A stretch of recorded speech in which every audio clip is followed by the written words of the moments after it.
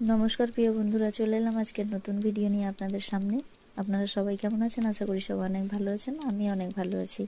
তো গতকাল রাত্রে আমি তাল বড়া বানাচ্ছিলাম, সেই ভিডিওটি করে রেখেছিলাম, কিন্তু ভয়েস দেওয়ার জন্য পোস্ট করা হয়নি। ভিডিওটি সম্পূর্ণ দেখবেন এবং ভালো লাগলে একটা লাইক, কমেন্ট এবং শেয়ার করে পাশে থাকবেন।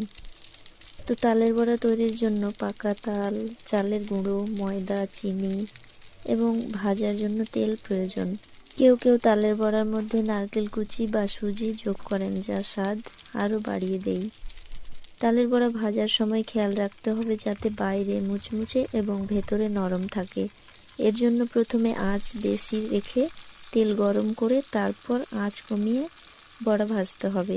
তালের বড়া ভাজার সময় খেয়াল রাখতে হবে যাতে বাইরে মুচমুচে এবং ভেতরে নরম থাকে।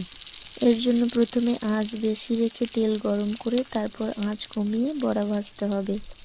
ছোট ছোট বড়া তৈরি করে ডুবো তেলে ভাজা হয় যতক্ষণ না সেগুলো সোনালি ও মুচমুচে হয়। তাল দিয়ে শুধু বড়াই নয়, পিঠে, পায়েস ইত্যাদিও তৈরি করা হয়। আমার তো খুব ভালো লাগে তালের বড়া খেতে। আপনাদের কেমন লাগে অবশ্যই কমেন্ট বক্সে জানাবেন।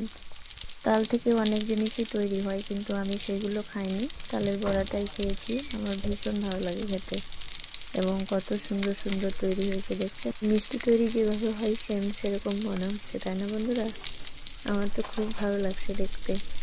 তো আপনারা যারা তাল বড়া খেতে পছন্দ করেন অবশ্যই চলে আসবেন ইন্ডিয়া, ওয়েস্ট বেঙ্গল, মালদায় থাকি, চলে আসবেন আপনারা যারা তালের বড়া খেতে পছন্দ করেন।